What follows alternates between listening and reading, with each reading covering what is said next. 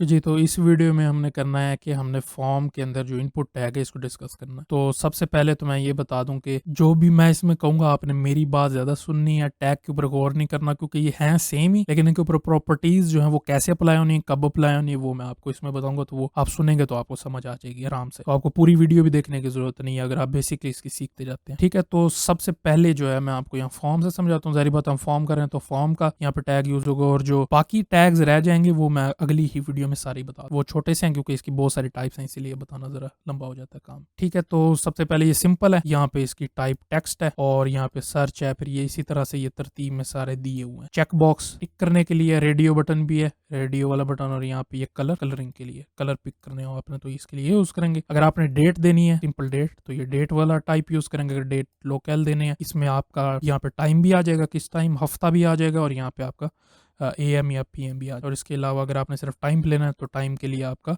Time वाला है, week लेना है तो आपने ये वीक वाला यूज़ करना है। तो यहाँ पे आप टाइम इस तरीके से ले सकते हैं। फाइल अपलोड करनी है, फाइल अपलोड के लिए टाइप फाइल लेंगे तो यहाँ पे ये बटन आ जाएगा, इस पर क्लिक करेंगे और फाइल सेलेक्ट कर लेंगे। इसके अलावा रेंज अगर आपने लेनी है तो रेंज के लिए रेंज वाली टाइप यूज़ होगी। बटन लेना, अगर आपने बटन को डिसेबल करना है तो इसके ये disable is equal to disable दे दें तो ये डिसेबल हो जाएगा, ये काम नहीं करेगा। अपने फॉर्म सबमिट करना है तो उसके लिए लास्ट बटन। ये तो होगी मेन बात जितने भी हमारे इनपुट फील्ड की टाइप्स थी। अब आपने इसको लिखना कैसे, अगर आप यहाँ पे लिखें ना इनपुट, तो ये यहाँ पे आ जाएगा इस तरीके से, आपको बहुत सारे बताएगा ये, लेकिन जो मेन मैंने है वो मैंने आपको 1 बाय 1 एक्सप्लेन करने हैं। ठीक है, तो सबसे पहले वाले पे आता है टेक्स्ट टाइप है। इसका मतलब है कि आप इसमें कुछ भी लिख सकते हैं, कोई साइन भी लिख सकते हैं, 1 2 3 भी लिख सकते हैं, कुछ भी चाहे लिख सकते हैं। सर्च वाले में होगा ये सेम चीजें, इसमें भी लिख सकते हैं, लेकिन यहाँ पे आपको एक्स देगा, इस पे आप क्लिक करेंगे तो ये रिमूव हो जाएगा। URL में है कि URL के अंदर जितने जो भी आप टेक्स्ट लिखेंगे ना वो एक लिंक के तौर पे होना चाहिए। ठीक है, इस तरीके से करके www.youtube.com। और ईमेल के अंदर, ईमेल में होगा amr@gmail.com। यहाँ पे आपने @ लाजमी देना, अगर ये नहीं होगा तो वो कंसीडर नहीं होगा। फिर आ जाता है पासवर्ड। पासवर्ड में जो भी आप लिखेंगे ये डॉट में होगा, इसका कोई काम नहीं है। फिर आ जाता है ये नंबर वाला, नंबर के अंदर आप सिर्फ नंबर दे सकते हैं, इसके अलावा और कुछ भी आप ऐड नहीं कर सकते, जैसे मैं यहाँ कर रहा हूँ।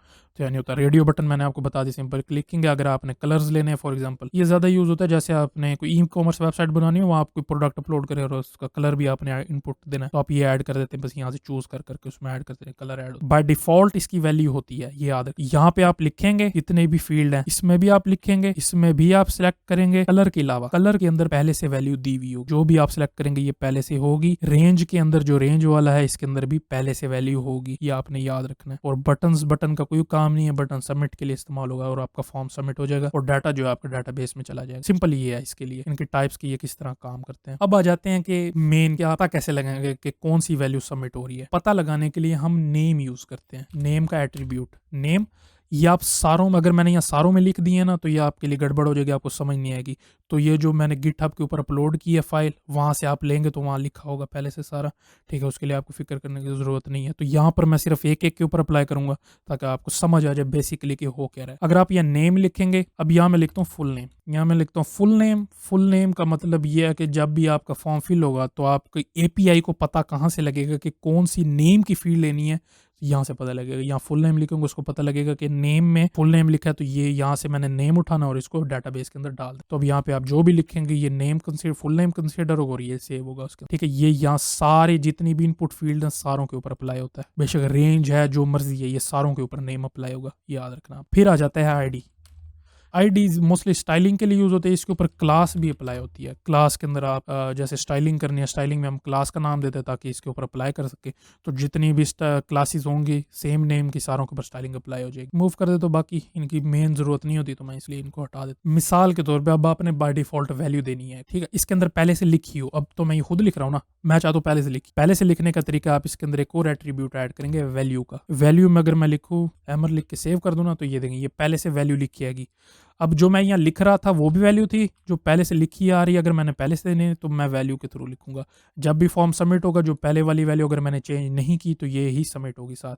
लेकिन अगर ये खाली है, अगर ऐसे था वैल्यू नहीं दी हुई, तो ये खाली कंसीडर होगा, इसके अंदर कोई वैल्यू नहीं होगी। अब यहाँ पे वैल्यू लिखी आ रही है, ठीक है। अब मैं इसके आगे मुझे लिखना पड़ेगा या इसको मिटा के लिखना पड़ेगा। इसे बचने का तरीका ये है कि मैं यहाँ पे प्लेस होल्डर यूज करूँ, प्लेस होल्डर, ठीक है। और यहाँ मैं लिख देता हूँ फुल नेम, ठीक है। फुल नेम लिखूंगा तो यहाँ पे मुझे वैल्यू रिमूव करनी पड़ेगी क्योंकि मुझे वैल्यू नहीं चाहिए अब। उसको मैं रिमूव करके सेव करूंगा तो ये देखें यहाँ पे पहले से लिखा आ रहा है फुल नेम, लेकिन यहाँ पर आप एक और चीज़ गौर करेंगे, इस पर मैं क्लिक करूंगा तो यहाँ पे कुछ चीज़ सेलेक्ट नहीं होके मैं लिखूंगा पिछले वाला रिमूव हो जाएगा और ये ऑटोमेटिकली सेव करा देगा, मुझे बार बार रिमूव करके लिखने की जरूरत नहीं होगी। अब ये भी सारों के, ये प्लेस होल्डर वाला इन सारों पे अप्लाई होता है, इनमें किसी के ऊपर भी अप्लाई नहीं होगा, क्योंकि जैसे आप देख सकते हैं ये सिर्फ चेक बॉक्सेस हैं। यहाँ पे जितने भी चेक बॉक्सेस हैं इसके आगे आप वैल्यू भी ले सकते हो, मैं अभी दिखाता हूँ आपको। ठीक है, जो ये वाली प्रॉपर्टी ये सिर्फ इनपुट फील्ड पे ही अप्लाई होगी प्लेस होल्डर की, क्योंकि आप यहाँ पे वैल्यू लिख रहे हैं, यहाँ पे आप बताना है कि आपने क्या लिखना है। लेकिन हमारे केस में हमारी जो डेट है यहाँ हमें पता लग रहा है कि यहाँ पे जो है ना डेट सेलेक्ट करनी है हमने।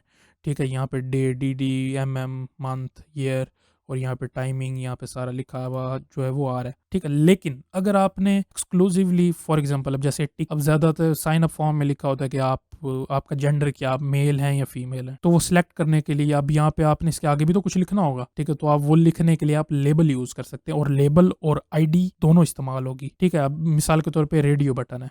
ठीक है, मैं इसको कलर वाले को थोड़ा नीचे कर देता हूं। अब जो रेडियो बटन है, रेडियो बटन के लिए मैं ये इस्तेमाल करूंगा कि मैंने ये बनाना है मेल सेलेक्ट करने के लिए, तो मैं मेल सेलेक्ट करने के लिए इसके आगे लिखूंगा लेबल, या मैं नीचे लिख देता हूँ, इसमें इशू कोई नहीं है। ठीक है, लेबल। और रेडियो बटन के लिए तो मैं यहाँ पे ID इसको दे दूंगा मेल की।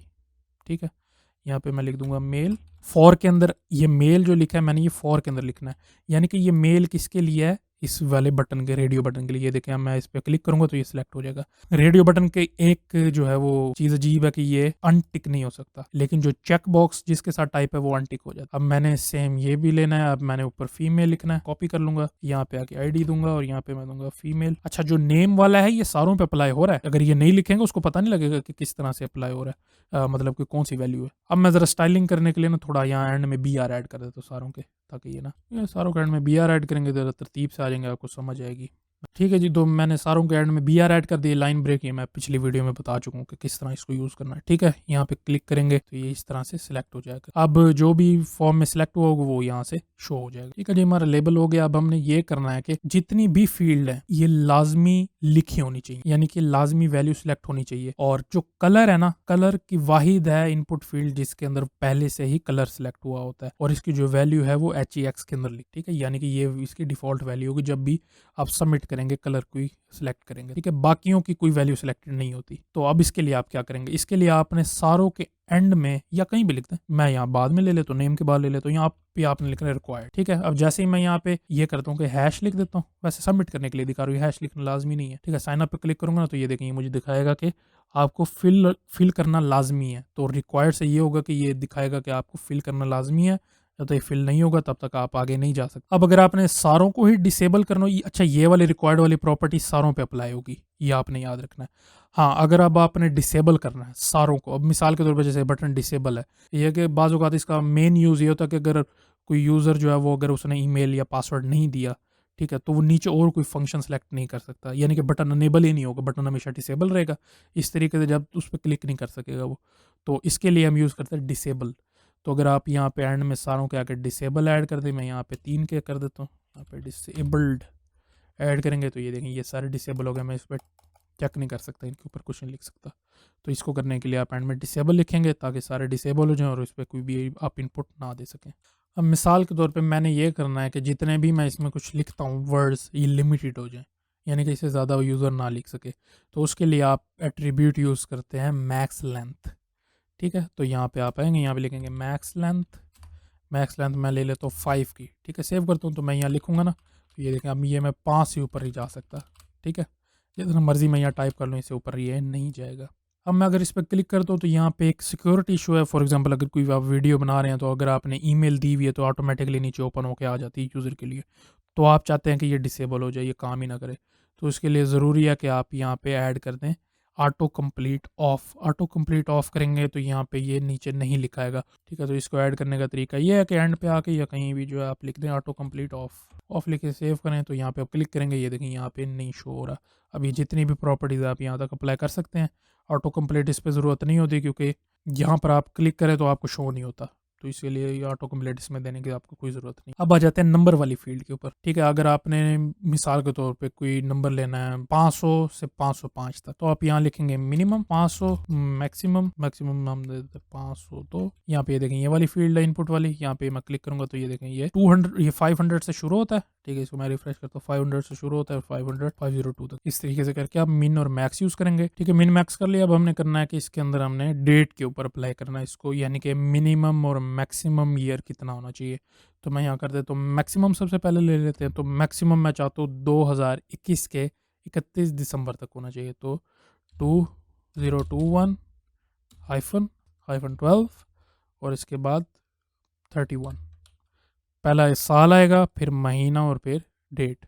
यहाँ पे क्लिक करूँगा तो ये देखें अब ये सिर्फ 2021 तक दिखा रहा है। पहले ये आगे तक जाता था, इससे भी नीचे जाता था, आगे वाले साल भी दिखाता था ये। और अब यहाँ पे सबसे पहले मैं एक और भी चीज़ दिखा देता हूँ आपको कि आप मिनिमम जो है यहाँ तक, ये काफ़ी आगे तक जा सकते हैं, लेकिन मैं चाहता हूँ कि मेरा मिनिमम 2018 से दिखाए। यहाँ पे आप आके ऐड कर दें मिनिमम 2018 12 31। यहाँ पे आके क्लिक करेंगे तो ये देखेंगे ऊपर नहीं जा रहा, तो ये 2018 तक ही महदूद रहेगा। इससे ज़्यादा आप इसको इससे ज़्यादा कम नहीं कर सकते, या 2017 तक। तो इस तरीके से करके आप मिन मैक्स अप्लाई करेंगे डेट पे और नंबर के ऊपर।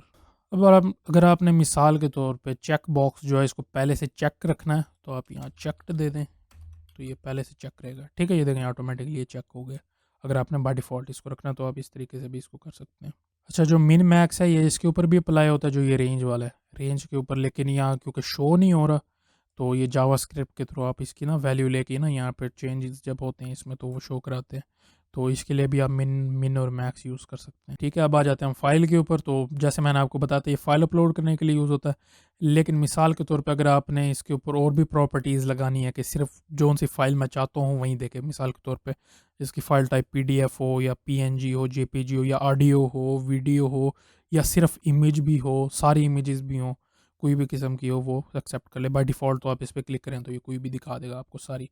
अब मिसाल के तौर पे मैंने अगर PDF लेनी है तो यहाँ फाइल पे आएंगे, आप यहाँ पे एट्रीब्यूट यूज़ करेंगे एक्सेप्ट में आप लिखेंगे .pdf, सेव करेंगे। यहाँ पे मैं क्लिक करूँगा तो ये देखें जो ये मेरे पास PDF वाली फाइल पड़ी थी इसने मुझे दिखा दी। ठीक है, अब अगर मैंने .png वाली लेनी है तो मैं यहाँ कॉमा डाल के .png, अगर मैं क्लिक करूँगा तो ये देखें ये PNG वाली फ़ाइल थी, PNG फाइल नाम लिखा हुआ है, तो यहाँ पे ये मैं सिलेक्ट कर सकता हूँ। जितने भी आपने और भी ऐड करने तो यहाँ कॉमा डाल के ऐसे डॉट डाल के आगे एक्सटेंशन का नाम लिख के आप ऐड कर सकते हैं। ठीक है, एक्सटेंशन के थ्रू अगर आपने करनी है। अब मैंने सिर्फ ऑडियो अपलोड करनी है तो यहाँ पे audio/star, अब यूँ लिखेंगे, फाइल टाइप पे सिलेक्ट करेंगे। मेरे पास कोई ऑडियो वाली फाइल है नहीं तो वो यहाँ शो नहीं होगी। ठीक है, अगर आपने वीडियो करनी है सिर्फ तो वीडियो लिख दें, तो MP3 MP4 जितनी भी है वो यहाँ पे चूज़ कर सकते हैं आप। और अगर आपने इमेज लेनी है तो यहाँ पे आके सिर्फ आपने इमेज देनी है विदाउट किसी भी एक्सटेंशन। तो सिर्फ इमेजेस जितनी भी होंगी JPG JPEG जितनी वाली हैं वो सारी शो होंगी। ये देखें PDF वाली फाइल भी थी साथ, लेकिन वो अब शो नहीं हो रही, जो इमेज थी वो यहाँ पे। ठीक है जी, तो ये था एक्सेप्ट के लिए। बाकी आपने जो रीड करना है वो मैं आपको डॉक्यूमेंटेशन नीचे लिंक कर दूंगा अगर आपने बिल्कुल डेप्थ में जाना है। इसके अलावा जितने हैं वो आपने देखने हैं तो मेनली जो है यही यूज़ होता है जो मैंने आपको दिखाया, चेक बॉक्सेस, डेट्स वगैरह के लिए भी, वीक या फाइल अपलोड के लिए तो सिर्फ एक, रेंज के लिए भी, या कस्टम आपने बनानी हो तो उसके लिए भी, जो भी बाकी सारा जितना भी डाटा ये आपको लिंक नीचे है उसके अंदर आपको गिटहब का लिंक मिलेगा जहाँ से आप जाके डाउनलोड कर सकते हैं। इस वीडियो को बनाने के लिए मुझे 5 से 6 दफ़ा ट्राई करनी पड़ी थी। ये यहाँ पे देखें ये पुराने वाली फाइल है, ये मैं इस तरीके से करके बना रहा था लेकिन ये काफ़ी मुश्किल बन रहा था। तो अब ये ईजीएस्ट तरीका यही था जो मैंने जिस तरीके से आपको समझाया। ठीक है, इस वीडियो के लिए इतना सही है। कोई सवाल हो तो वो कमेंट में करके पूछ सकते हैं। नेक्स्ट वीडियो में इसके अलावा जितने फॉर्म वाले टैग्स हैं वो मैं आपको बताऊँगा।